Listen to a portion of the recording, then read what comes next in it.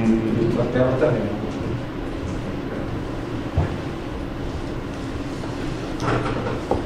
Bem, boa tarde. Dia 7 de abril de 2017, na sede da Procuradoria-Geral da República, presentes os membros do Ministério Público Eduardo Pelela, Ronaldo Queiroz, Pedro Costa e Sérgio Bruno.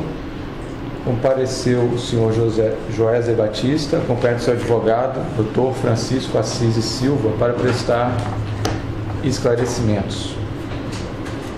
Bem, senhor Joézer, o senhor já contextualizou a vinda aqui do senhor no termo de depoimento 1.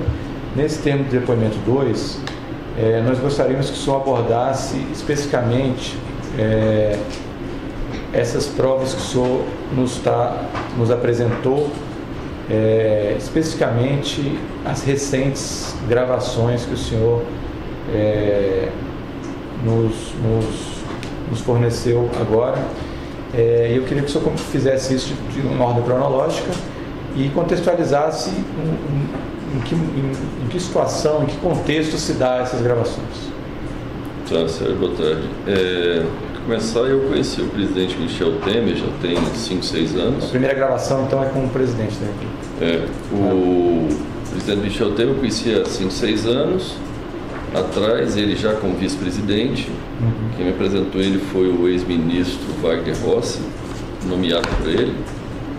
E eu, ao longo desses anos, 5 anos, eu mantive relacionamento direto com ele, nunca teve intermediário, sempre através de...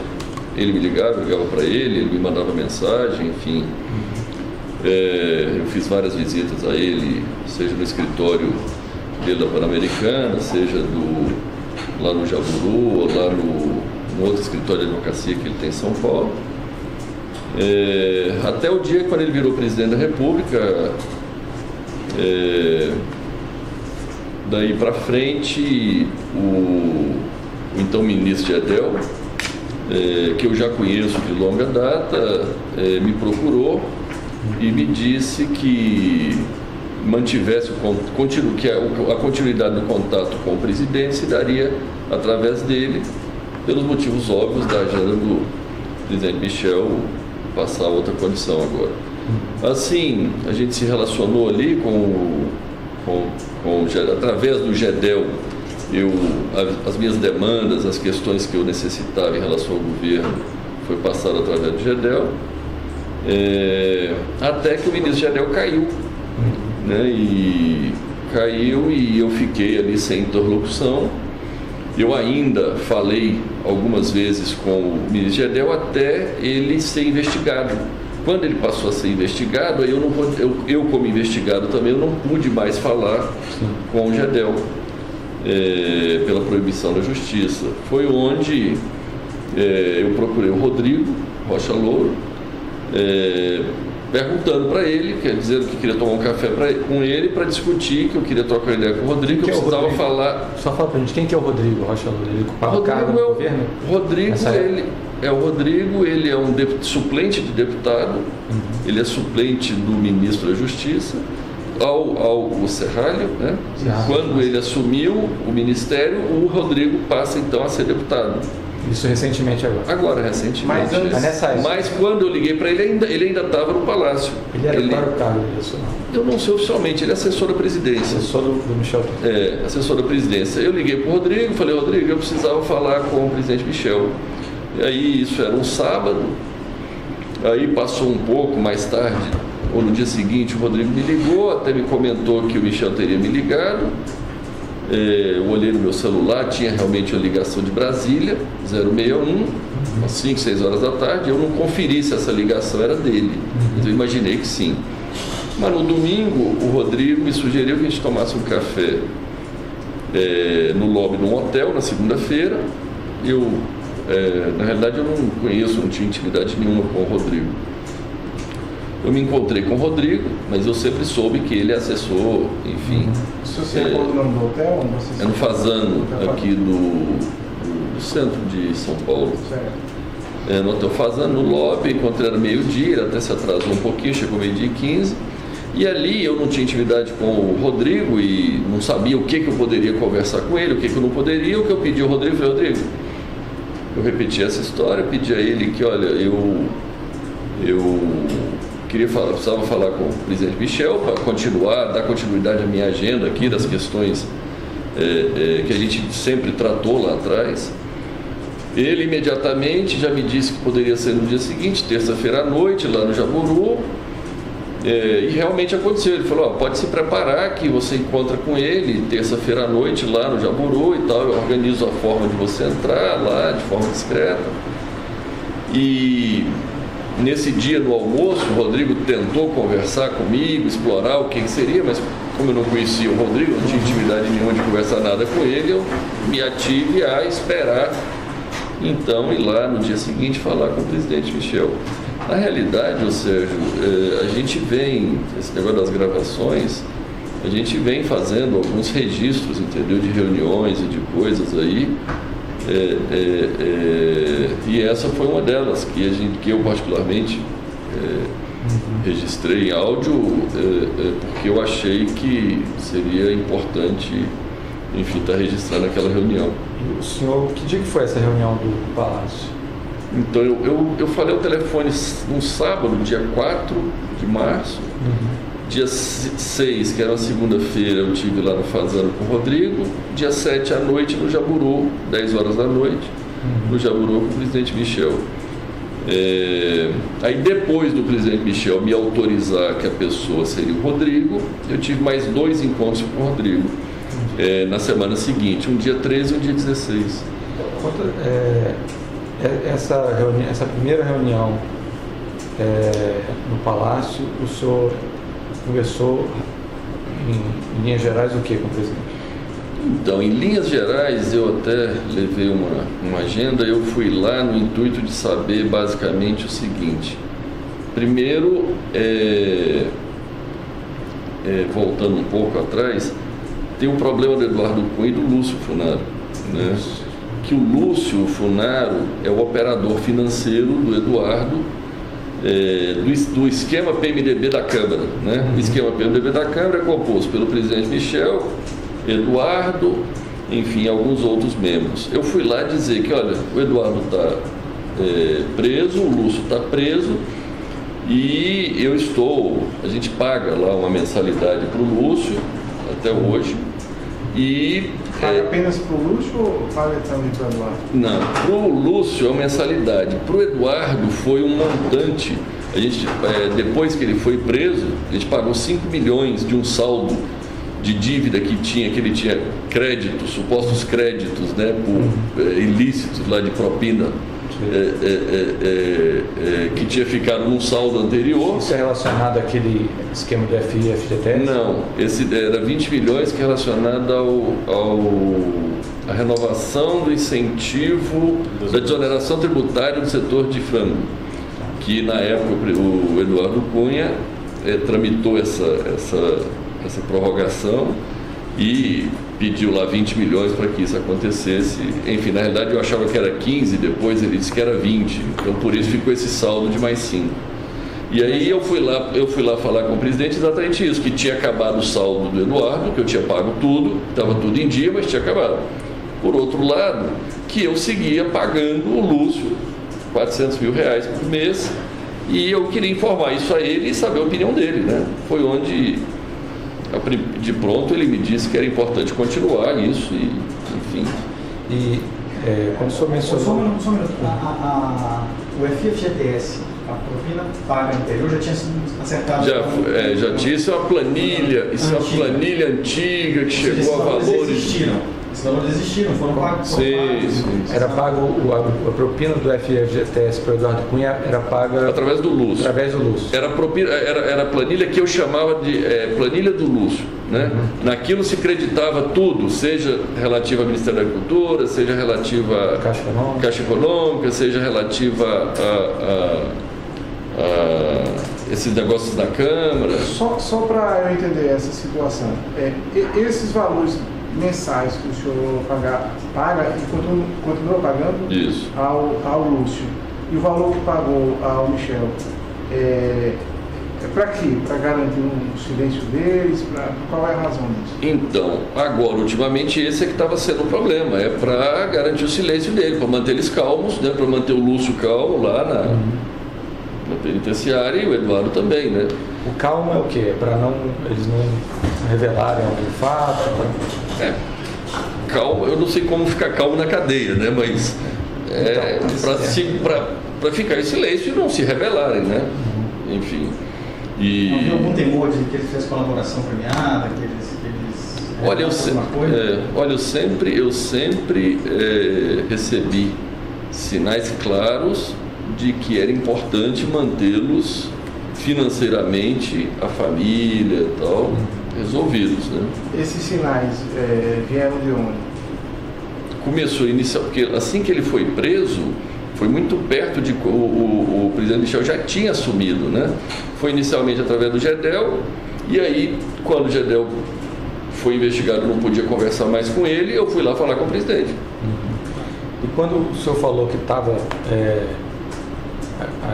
cuidando, eu não lembro a expressão que o senhor usou, do Lúcio e do Eduardo, o que o presidente falou? Eu ouvi do presidente claramente ele dizendo que era importante manter isso.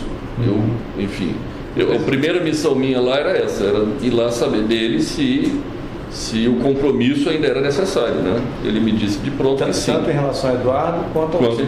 Ele sabe quem é Lúcio. Sim, quando eu falei Lúcio, ele achou que era o Lúcio, irmão do Gedel. Eu ainda disse, não, presidente, não é o Lúcio Vieira Lima, é o Lúcio Funaro. Ah, tá, entendi. Aí foi onde ele disse, não. Ele fez algum comentário em relação ao Eduardo Cunha, a essa postura do Eduardo Cunha de... Ele fez um comentário, aquele questionário, que o Eduardo fica fustigando ele e tal. Eu entendi aquilo como um reforço à necessidade de eu manter, vamos dizer, financeiramente, né?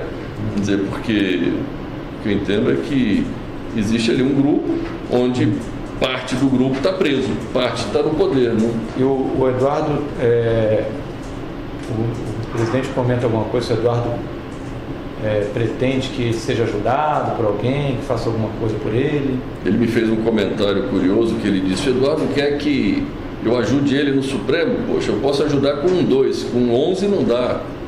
Eu também fiquei calado, ouvi ele, não sei como o presidente poderia ajudá-lo. Tá. Isso foi essa gravação.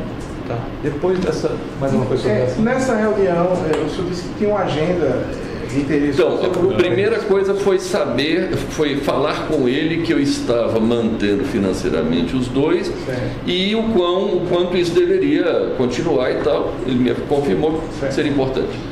Aí eu passei para a segunda fase, para a segunda parte da minha reunião, que foi perguntar a ele quem seria o interlocutor, dado que o Gedel tinha caído. Ele me disse que era o Rodrigo Rocha Louros, e eu ainda falei para ele, ainda perguntei para ele, falei, presidente, mas todos os assuntos, que a gente conversa assuntos, né, tem assuntos íntimos, né? E ele me disse com a palavra, o Rodrigo é da minha mais estrita confiança. Aí, depois dessa palavra, né, eu disse, tá bom, então, da agora para frente, não lhe incomodo mais, sigo falando com o Rodrigo. E aí eu passei para a próxima parte, que já foi adiantando um pouco a ele o que seriam os assuntos que eu teria ali naquele momento para tratar com o Rodrigo, né? Foi onde eu comecei a perguntar que assuntos relativos à CAD, relativos à CVM, comentei sobre o problema do BN10, que tinha vetado uma operação nossa, e eu tive informações de que ele intercedeu pessoalmente a favor, tentando nos ajudar, e depois ele me confirmou pessoalmente que, olha, eu falei pessoalmente com a presidenta do BN10, mas ele me descreveu, eu não sei se ele me disse que esteve no Rio de Janeiro, falando com o presidente e tal, mas que no final não deu certo. O BN10 vetou a operação. E o senhor comenta, então, isso é um tema do BN10. CVM e CAD era o que especificamente? Então, CAD, porque CAD a gente tem vários assuntos do CAD, que a gente submete à apreciação do CAD. O CAD são, acho que 6 conselheiros, né? E o presidente do CAD está em aberto. eu fui lá exatamente dizer da importância de ter um presidente alinhado com o governo, alinhado com os interesses do governo, principalmente alinhado com o interesse dele, né? Ele, naquela hora, me disse que, não, eu tenho uma pessoa lá que dá para ter conversa franca e tal. Eu entendi conversa franca como que vai obedecer aos interesses, né, do presidente. E CVM era mais ou menos... CVM também, eu fui falar que iria estar trocando o presidente também, que seria importante ter uma pessoa alinhada com o governo, alinhada com os interesses dele, para que a gente pudesse, quando necessário, fazer as reivindicações, né? O senhor lembra de mais algum ponto que tinha nessa sua agenda de... Mais receita. Então, basicamente foi isso. Eu perguntei para ele sobre Receita Federal.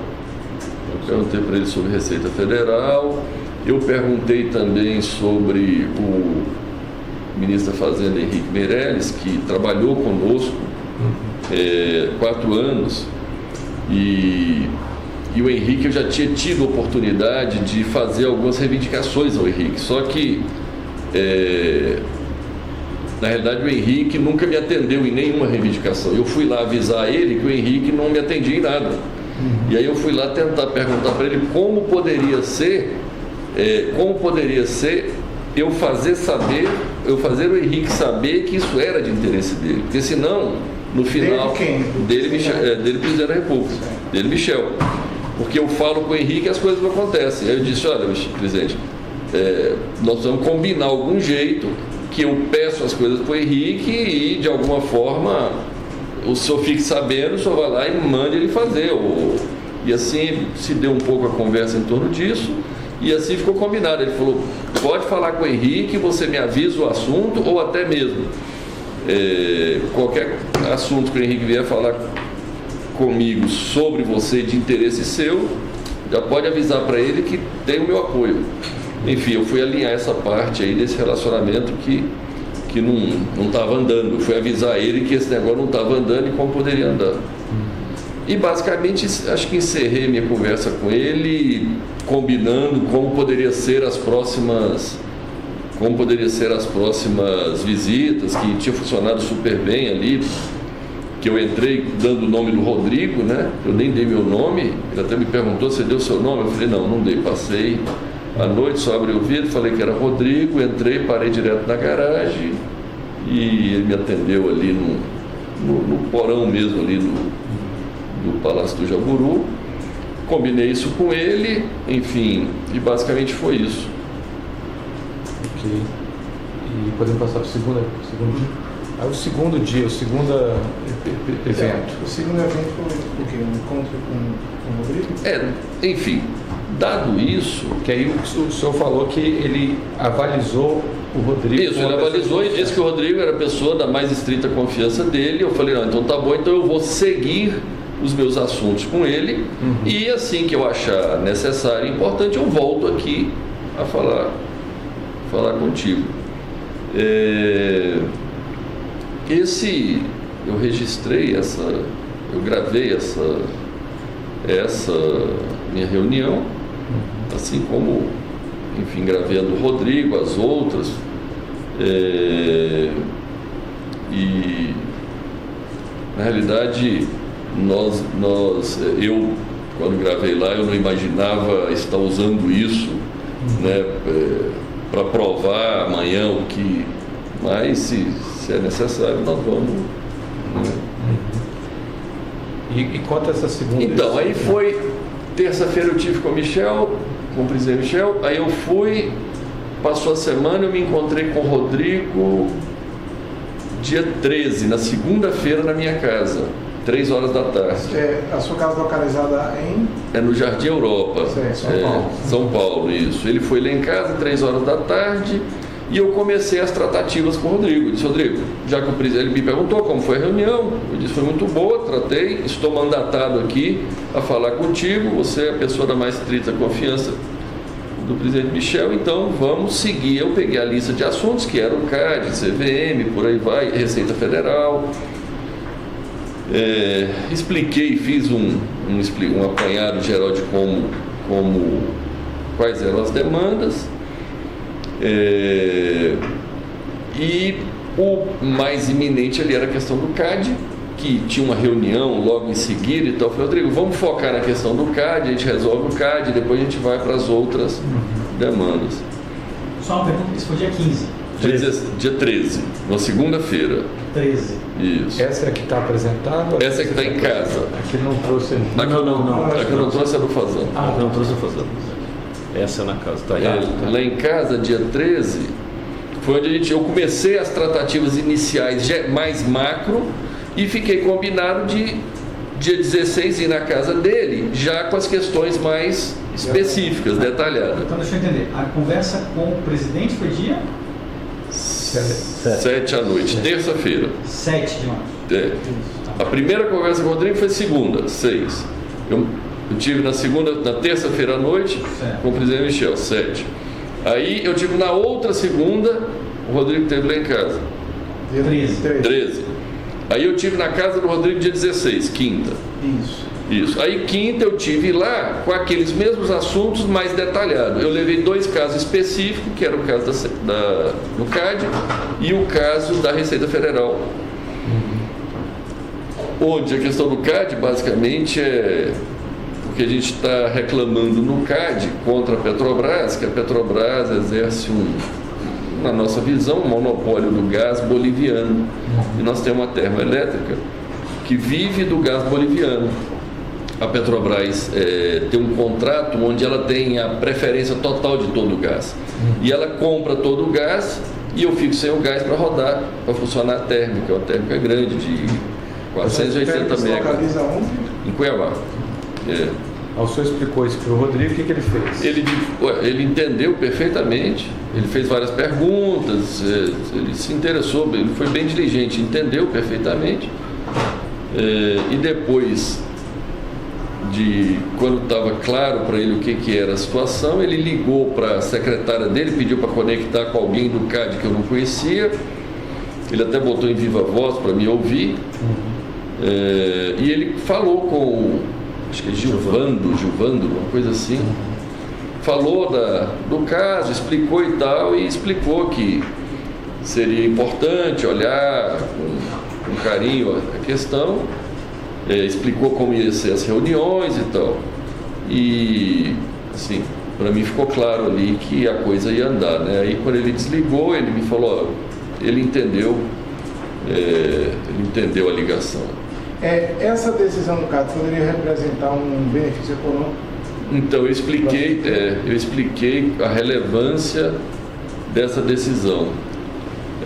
A relevância dessa decisão é entre a planta não funcionar, ficar parada, ou seja, não gerar nenhum resultado, ou gerar... Planta, só para ficar claro, a planta é a usina. É uma usina termoelétrica.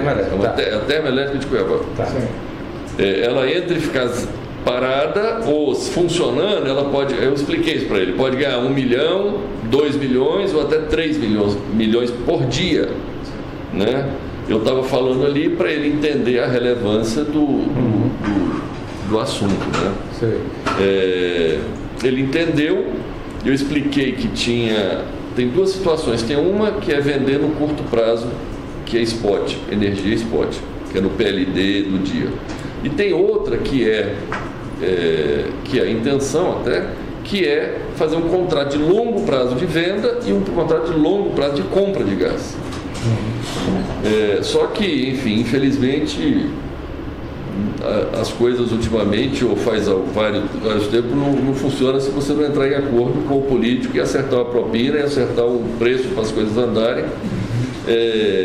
Mesmo coisas do nosso dia a dia, porque nós temos a termoelétrica, é nossa, o gasoduto é nosso.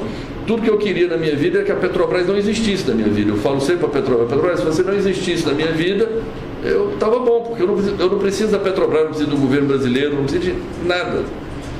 Eu só preciso que você não compre todo o gás e deixe inclusive nós temos acordo de compra de gás com o boliviano.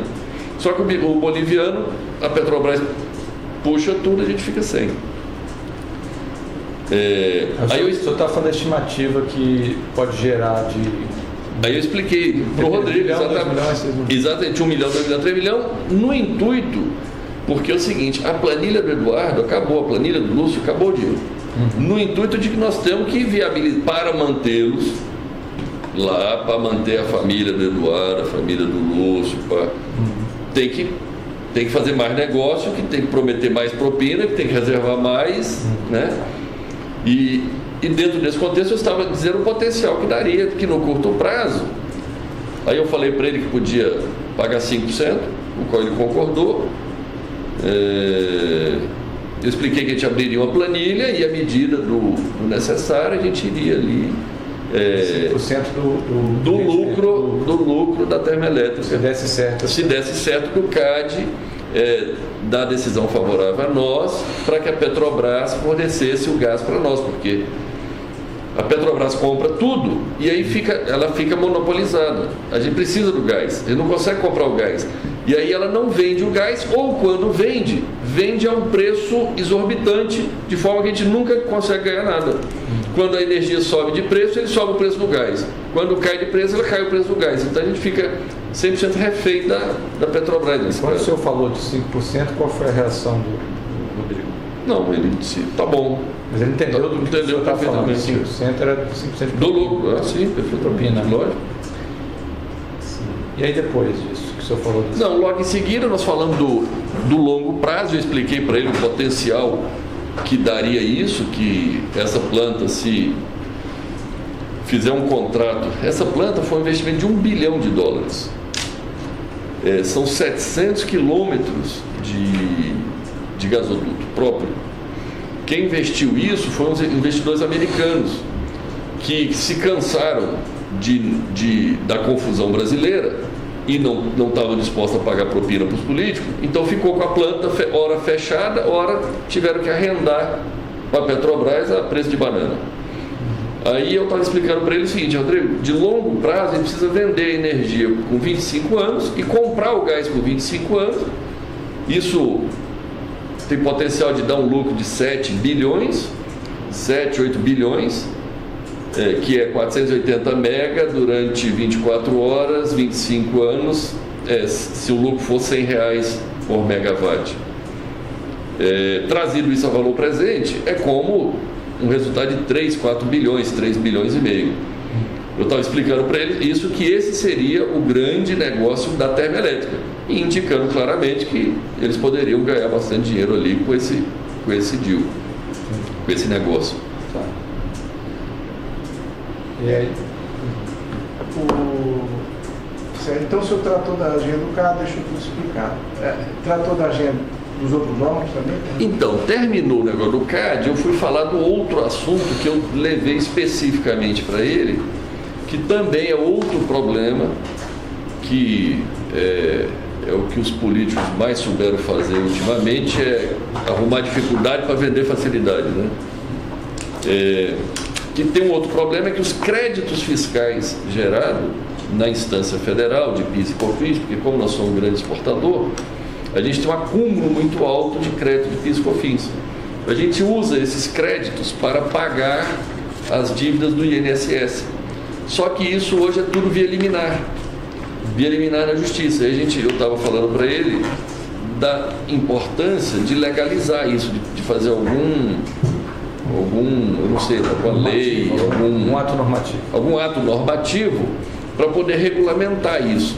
Inclusive explicando, por isso que eu digo criar dificuldade para vender facilidade, porque é o seguinte, eu estava explicando para ele que se você não paga o INSS, está devendo o INSS, mas você tiver uma restituição em dinheiro, o INSS vai lá e pega o teu dinheiro para pagar. O inverso não é verdadeiro. Se você tiver o crédito e quiser pagar o INSS, aí ele não aceita. Enfim, é uma questão mais, uma tecnicalidade. E ele me disse que teria plena condição de resolver, como sempre eles, tanto ele quanto o presidente Michel, eles sempre se articularam muito bem nas soluções aí das questões, quanto o Eduardo Cunha também era muito hábil. solução seria ele deu alguma sugestão de como é que seria? Eu não entendo muito bem de legislação, mas ele me falou lá algumas ações que ele poderia tomar, que ele tinha gente lá, que ele poderia viajar. Já conhecia esse assunto, esse tema? Ele já conhecia, ele sabia desse assunto, ele até me comentou que esse assunto já estava na Câmara, já tinha na Câmara um assunto relativo a isso. Mas tinha outras pessoas pleiteando, outras esse assunto? Então eu não me recordo. O senhor tratou da CVM também? Então, da CVM eu perguntei para ele, da CVM eu não tinha nem tenho nada específico hoje lá, eu expliquei isso para ele.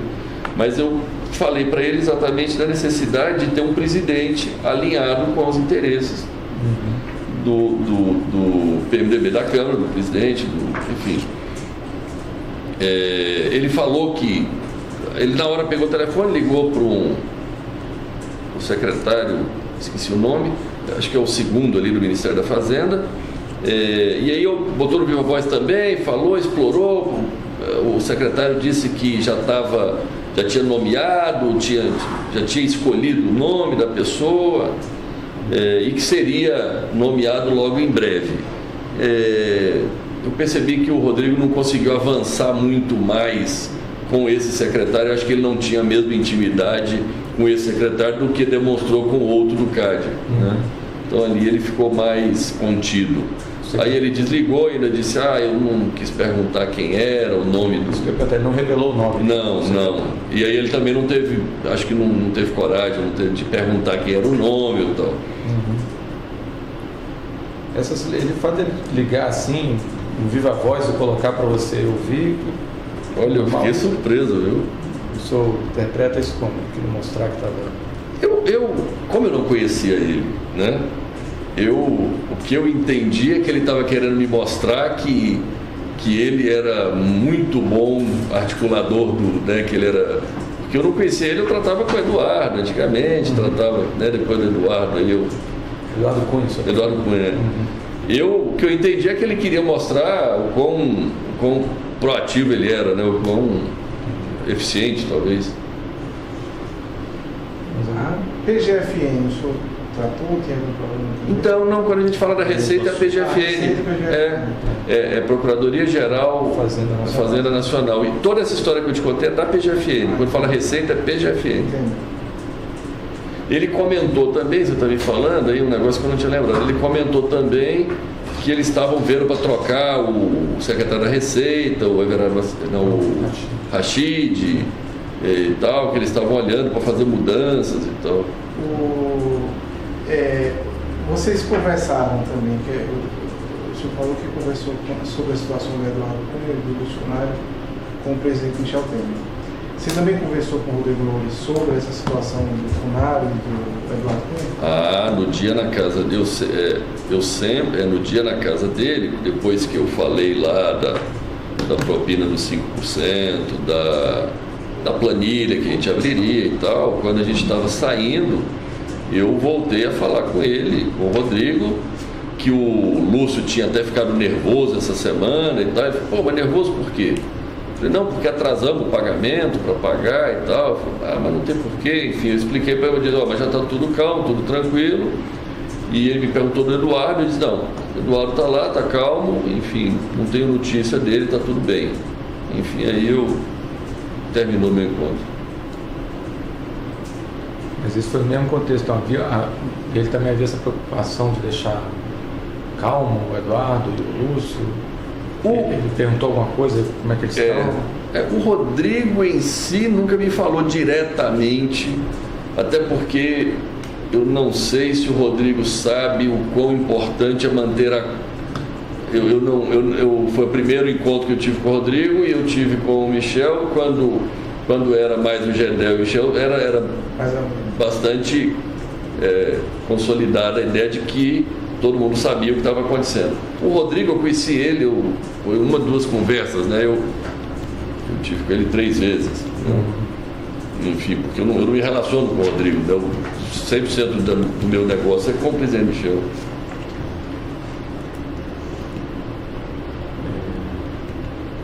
Ok, o terceiro evento. Mais alguma coisa desse? Mais alguma coisa? Eu fiquei com uma dúvida aqui, então, eu vou escrever. Esses 5%, o senhor falou também no contexto da planilha do uso do fundário. Então esses 5% eram conhecimento no final do ano? Iria abrir uma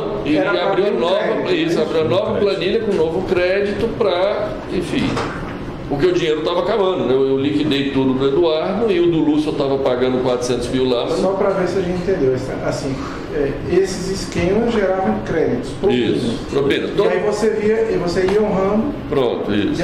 Mais ou menos com uma conta corrente. Quando essa conta zerava, precisava de um novo. Às vezes ficava negativo.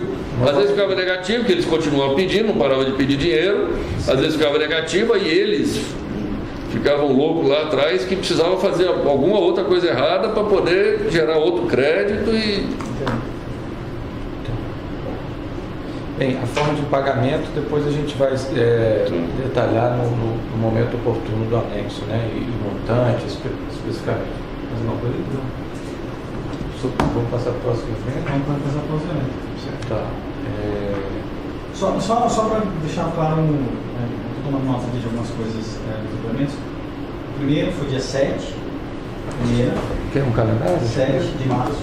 O primeiro encontro com o Rodrigo, o primeiro encontro com o Rodrigo foi dia 6, no Fazano. Rodrigo, dia 6 nós não temos áudio disso. Eu tenho, é que só que eu não te dei. Não terminou. É porque eu tinha esquecido desse. Você gravou, mas não entregou. 6 de março é segunda-feira. Isso. Depois, o segundo foi no dia seguinte. No dia seguinte, dia 7 aqui em Brasília. Isso. Ok. Aí depois dia 13, na segunda-feira. Dia 13 com o Rodrigo de novo. Na minha casa. Em São Paulo. Na minha depois casa. No dia 16 na casa dele. Aqui. Pronto. Tá. O senhor lembra o endereço da casa dele? Do Rodrigo? É. Eu tenho, não lembro de cabeça. É QI 25. Essa é QI 25. Eu tenho. Tá, depois o senhor fornece. Mas é Lago Sul, Lago Norte? Lago Sul. Mais algum? Próximo evento. Isso encerra o assunto PMDB da Câmara. Isso. Tá. Pronto. Ok. Agora, então o senhor vai falar de um evento que... Teve outro evento que eu também registrou. Registrei também, trouxe aqui para vocês, que enfim, de um senador, do Aécio. Aécio Neves. O qual eu conheci ele na campanha de 2014, e nós fomos o maior doador de campanha deles. Em 2015, ele seguiu precisando de dinheiro, eu acabei, através da compra de um predinho, não sei como, lá em Belo Horizonte, por 17 milhões, esse dinheiro chegou nas mãos dele. Aí depois, no ano seguinte, 2016, ele dizendo que esses 17 milhões era para pagar restos de campanha e tal. Que já tinha acabado a eleição. Que já tinha, a eleição foi em 2014. E a eleição de 2014 também teve um monte de caixa 2. Esse imóvel foi uma compra normal? O imóvel está no preço de mercado? Precisava de 17 milhões e tinha um imóvel que dava para fazer de conta que valia 17 milhões. Enfim. Houve um superfaturamento do imóvel para justificar esse repartido, né? A gente não estava atrás de comprar um imóvel em Belo Horizonte. E de quem que era esse imóvel? Você recorda? Então, era de um jornal. A gente depois fornece. Ah, tá. Não, só para saber, mas é uma pessoa... Uma pessoa ligada a ele. Quem indicou para a compra do imóvel foi o Aécio. Tá. Aí é uma pessoa ligada, ele é um amigo dele, que tem esse imóvel. Aí esse dinheiro deve ter chegado na mão dele de alguma forma. Tá. E aí no ano... Só um detalhe, mas chegou na mão... Mas como é que foi o pagamento para o dono do imóvel? Foi legal, foi via banco mesmo. Isso. Tá. De acordo com a escritura de Minas. É de Minas. Tá. Aí tudo bem, de alguma forma chegou na mão do senador e aí, quando foi em 2016, um dia na casa dele, ele me pediu 5 milhões lá e eu não dei. E logo começou as investigações em cima de mim. Eu até chamei esse amigo dele, o Flávio, pedi a ele, pelo amor de Deus, parar de me pedir dinheiro, porque eu já estava sendo investigado e ele lá... Flávio de quê? Eu não lembro, depois eu posso te dar Flávio Jacques Carneiro. Flávio Carneiro. Aí o senhor pediu para não... E aí eu pedi o Flávio, falei, Flávio, pede o Aécio lá, ele me pediu 5 milhões lá para pagar advogado, mas eu não posso, eu estou sendo investigado. Já tinha começado a ser investigado na CEPS. Sim, na operação CEPS. Aí ele foi, acho que falou com o Aécio, tanto é que o Aécio parou de me ligar, nunca mais me ligou. Aí quando foi Aí tinha sumido, o Aécio tinha sumido. Quando foi agora em janeiro ou fevereiro, em fevereiro, eu recebo, enfim, uma ligação de um amigo em comum. Fevereiro de 2017. Isso. De 2017. Eu recebo uma ligação de um amigo em comum dizendo assim: Joesley, você tem como receber uma pessoa sábado? Eu não sabia quem era nem nada, mas como era uma pessoa conhecida minha, eu disse: tem. Enfim, eu estava até na escola, nós temos uma escola, um projeto social nosso. Eu estava lá no sábado e tal, chega a pessoa, quando eu vejo, se apresenta como Andréa Neves, irmã do Aécio. Aí ela foi lá, me disse que o Aécio mandou me procurar e tal, precisava de 2 milhões para pagar advogado. E que seriam advogados que a gente já trabalhava. Na época eu tomei nota lá e disse: André, me dá teu número aqui, deixa eu ver, deixa eu pensar, porque pagar nota de advogado não dá mais, porque eu já estou mais do que investigado e ainda ter superfaturamento de advogado por serviço não prestado, para poder, esse negócio vai dar errado. Inclusive eu avisei a ela que no fundo nós precisávamos era tentar arrumar, maquiar, fazer uns contratos fictícios ali para tentar dar ar de legalidade do que a gente tinha feito em 2014, da campanha, que teve um monte de coisa ilegal lá que a gente fez na época da campanha. Aí ela entendeu, tal, tudo bem. Eu sei que eu sumi, eu não fiz nada. O primo do Aécio procurou uma pessoa que trabalha comigo. E aí falou, cobrando, falou: esse primo? É o Fred que procurou o Ricardo. Certo. Aí o Fred procurou o Ricardo procurou o Fred, alguma coisa assim, para acertar esses contratos, esses negócios. Aí, lá no meio da conversa, para discutir como acertar esses contratos fictícios e tal, o Fred cobrou de novo. E aí o Ricardo veio me cobrar. Foi quando eu falei: Ricardo, é o seguinte, eu só converso esse assunto com a Aécio, eu não conheço a irmã dele. Ele manda a irmã dele num sábado vir me procurar. Se o Aécio fala comigo, eu posso pensar o que fazer, mas se o Aécio falar comigo, eu não vou fazer. Tá bem. Eu falei isso, teve um sábado, um domingo, eu não entendi bem. André me liga, me perguntando se eu ia ao Rio de Janeiro, se eu estava indo no Rio. Eu falei: não, André, eu não estou indo no Rio, eu estava em viagem. Ele falou: não, então eu confundi e tal. Como é que faz aquele negócio? Eu disse: olha, eu preciso falar com o teu irmão. Assim, eu acho que o Ricardo com o Fred lá marcou na sexta-feira seguinte. 24. Você lembra disso? Dia 24 de março. Na sexta-feira. Recente, tá? Tá, então pronto, dia 24 de março.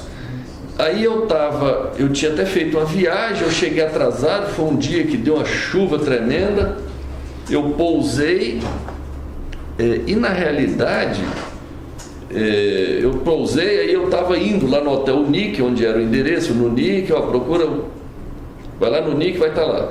Aí eu estava em São Paulo, aí eu liguei para a Andréia, dizendo que eu ia atrasar. Primeiro mandei uma mensagem dizendo que eu não vou chegar às 6 horas, vou chegar às 6h30. Ela disse: ok, ele está aguardando.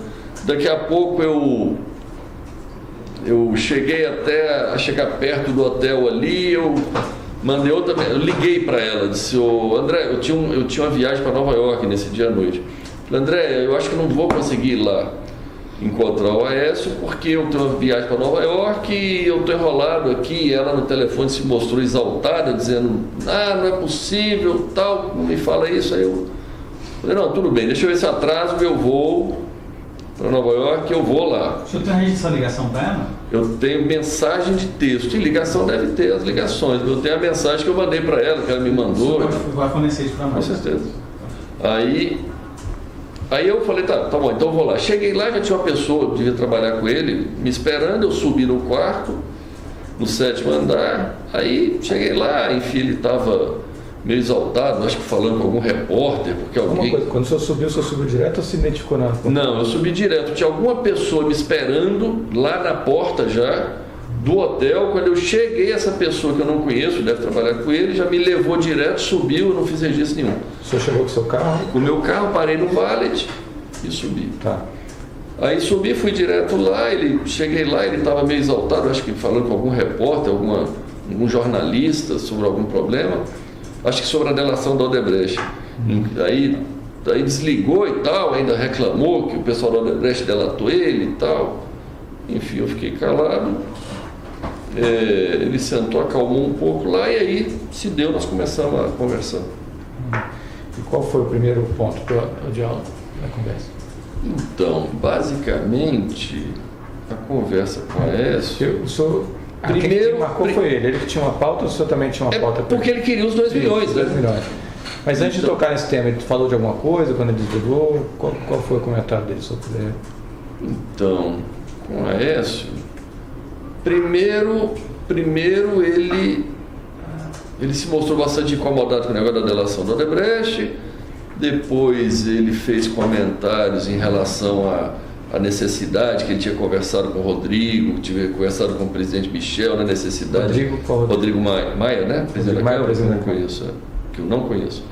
Aí falando que negócio do abuso de autoridade, que tinha que aprovar o abuso de autoridade, tinha que aprovar o negócio do Caixa 2 para poder resolver os problemas, se livrar desses problemas e tal. Aprovar o negócio do Caixa 2 é o quê? É a lei, né, do Caixa 2 para anistiar o Caixa 2 para resolver. Inclusive eu comentei com ele, eu falei, pois é, Wes. Inclusive porque é o seguinte, eu relatei para ele, eu falei, até chamei o teu pessoal lá, o teu primo, o pessoal, está reunido lá, vendo como é que nós vamos fazer os contratos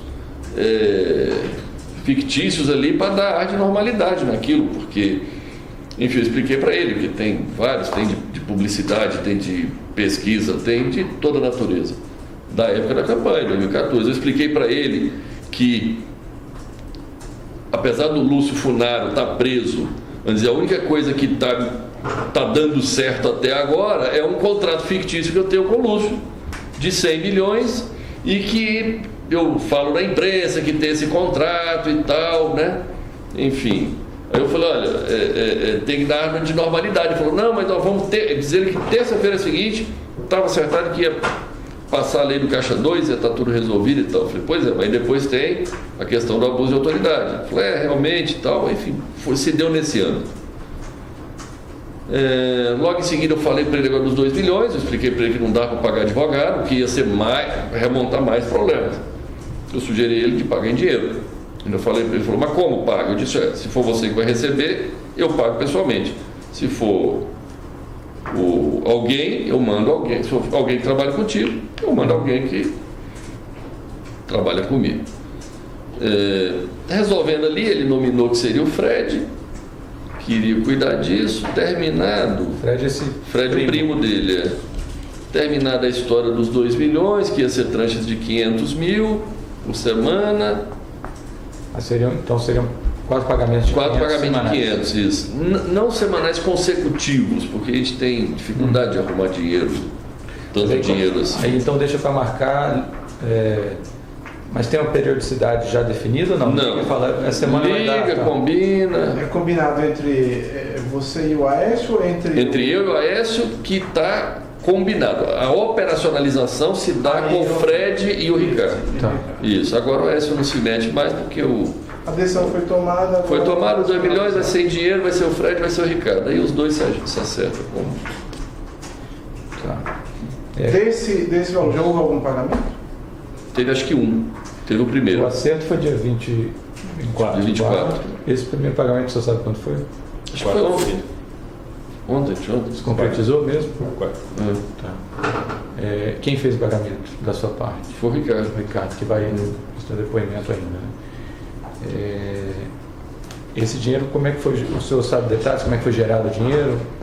E foi em espécie, né? É espécie, recebimentos nossos. A gente recebe muito, a gente recebe na Coronel, mas recebe em espécie.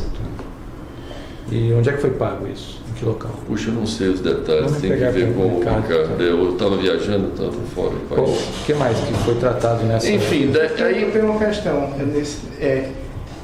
Esses 2 milhões, a irmã relata que era para pagar um advogado que ele estava precisando, ou era para receber por intermédio do advogado. O que eu quero dizer é o seguinte, ele já chegou a pedir dinheiro para pagar a dívida de campanha, etc. Esses 2 milhões, ele disse para que ele ia usar, não, ou os advogados seriam um instrumento Eu não sei. para transitar esse dinheiro? Mas quando pede sempre é para pagar alguma coisa, pelo que você falou, né? Ou é a dívida passada de campanha, para financiar a campanha. Me corrija se eu estiver errado, o senhor falou mais cedo que era para inserir isso numa nota de advogado que já trabalhava com o senhor. Isso, para pegar um advogado que já trabalha conosco. Superfatura, põe mais Mas R$1 milhão.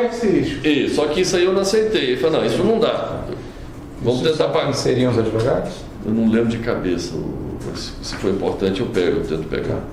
Se eu puder trazer depois quem seriam os advogados. Então. Ele me falou na época, eu não sou ligado a ele, eu não conheço os O advogados. Ricardo sabe? Pode ser que saiba, tem que perguntar para ele. Então tá. Mas aí tem se esse nome está mencionado nos áudios?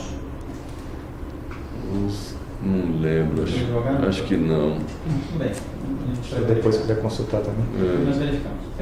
Outra coisa, qual porque eu nem dei assunto ao advogado, porque a gente já está cheio de problema nas notas passadas, né, precisando, enfim, aí falou, eu não posso gerar mais problema ainda.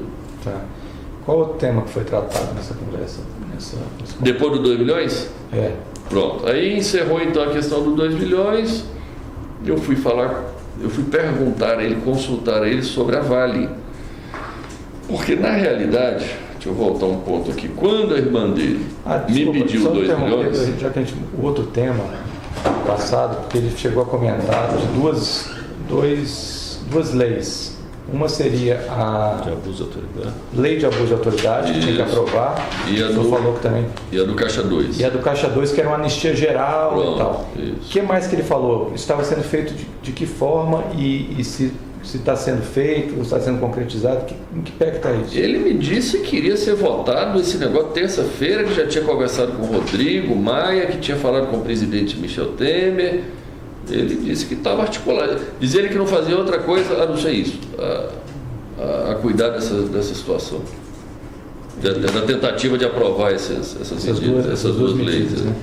E ele falou mais como é que seria feito, especialmente essa da anistia Essa da anistia seria para pagar, para tentar minorar os efeitos inclusive dessa delação da Odebrecht que o senhor comentou. Isso. Ele deu mais algum detalhe de quem mais estava inserido nesse contexto de aprovação de medida legislativa? Não me recordo.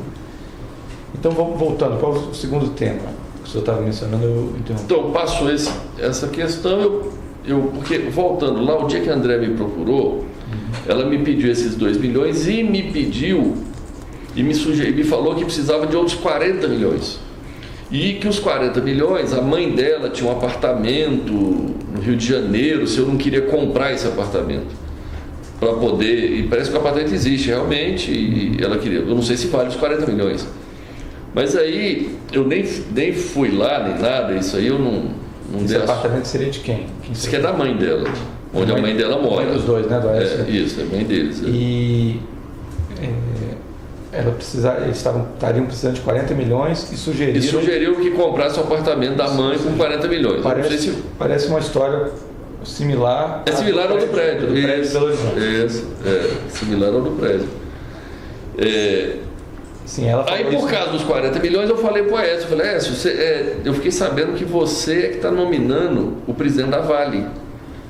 Companhia Vale. Ex-Vale do Rio Doce. Isso, ex-Vale do Rio Doce. Aí ele foi e me confirmou, disse, realmente, é isso mesmo.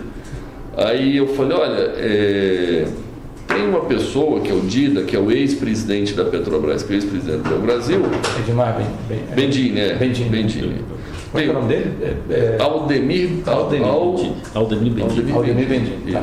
Conhecido como Dida. Dida. Eu falei, a André tinha me falado dos 40 milhões, negócio do apartamento. Agora tem aí a presidência da Vale.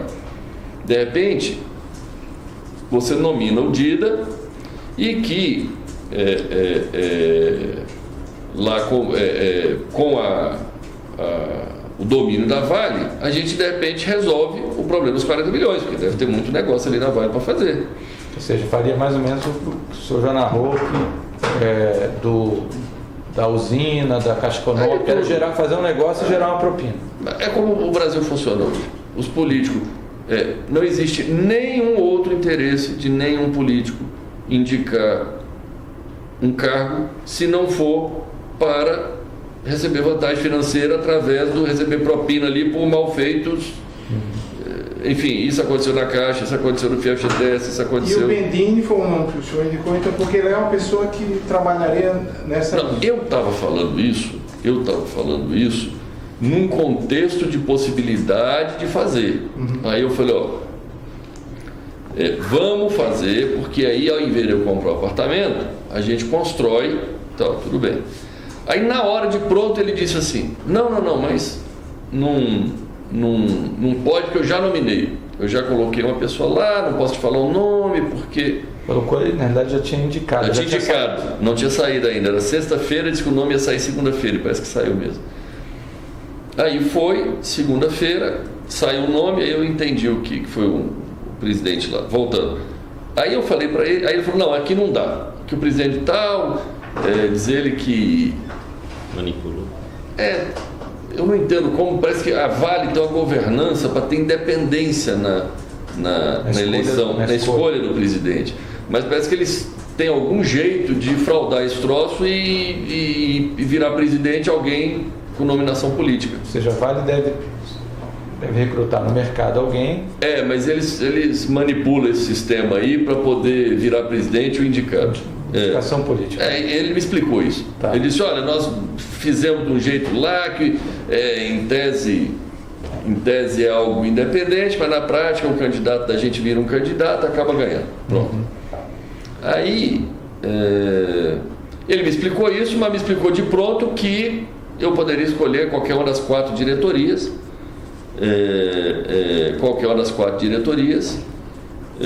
que eu escolhesse lá e tal, que botava quem eu quisesse, se fosse o Dida, eu botava o Dida, ou pronto. Enfim, aí eu não conheço a Vale, eu não conheço a diretoria. Eu falei, isso tá bom, deixa eu pensar. Aí ele fez muita questão de dizer, esse negócio de 40 milhões esquece, fala pro Dida esquecer disso. É o seguinte, todo o meu assunto é com você, falando em relação a mim. Todo assunto, acerto, eu não quero ter relação e contato com outra pessoa, quero, vamos dizer, nesse contexto, eu falei, não, tá bom, tá bem, já entendi. E aí ficou assim, o negócio da diretoria da Vale para poder ser, de repente, a solução para gerar o tal dos 40 milhões e coisa. E basicamente acho que no geral foi isso. Aí depois então, tem que pegar o áudio e lembrar de outros detalhes. Mais alguma coisa? Valela? Pedro? Eu só tenho, na verdade, uma dúvida lá atrás, voltando ao primeiro tema. Você falou que tinha um esquema PMDB da Câmara. Isso. Lá atrás, no primeiro tema. Isso. Na hora que eu estava dando notas aqui, me passei.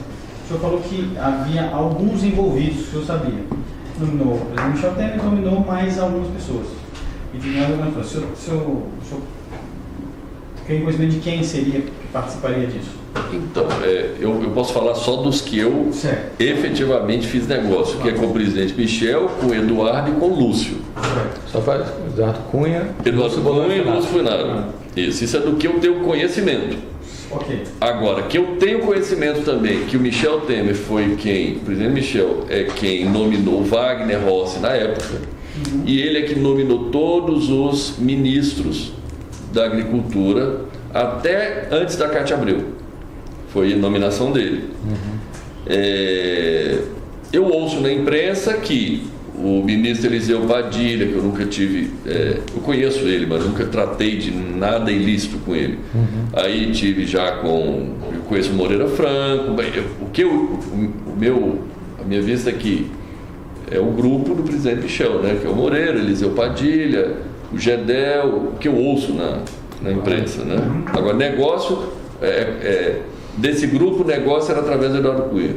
Entendi. Tem mais um ex-parlamentar desse grupo. O senhor já teve algum tipo de negócio com o ex-deputado Henrique Eduardo Alves? Não, também não. Mas eu sei que é do grupo. Né? Eu ouço falar e sei, já ouvi deles ali. Né?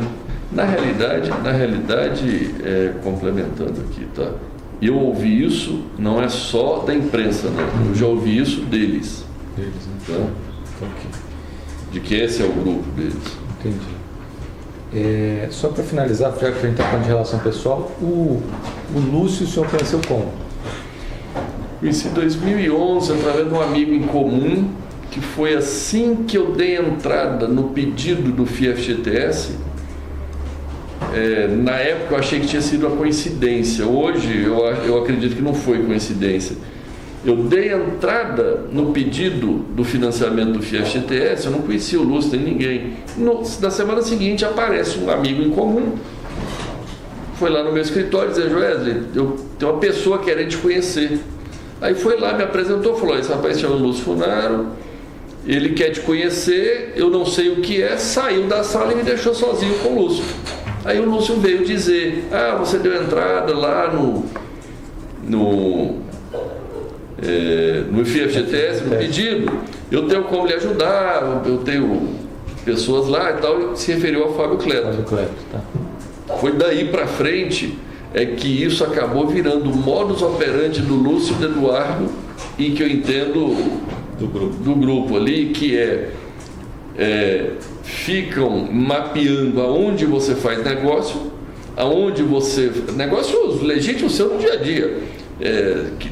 Vamos dizer, esse negócio do FIEFGTS, nós construímos a fábrica. A fábrica existe, construiu, não foi desviado o dinheiro, a gente paga o juro, está lá. Só que, assim como os outros, eles ficam mapeando aonde é que você tem problema, onde é que você tem negócio, eles vão lá, criam um problema, criam dificuldade, você faz um acerto com eles, aí a coisa anda. Basicamente esse é o modus operandi dessa turma.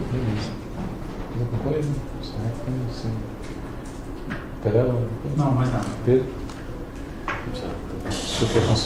Tá. Então, o senhor quer falar mais alguma coisa sobre esse tema? Porque a gente ainda depois tem outros... Não, mais alguma gravação que o senhor queira mencionar? Não.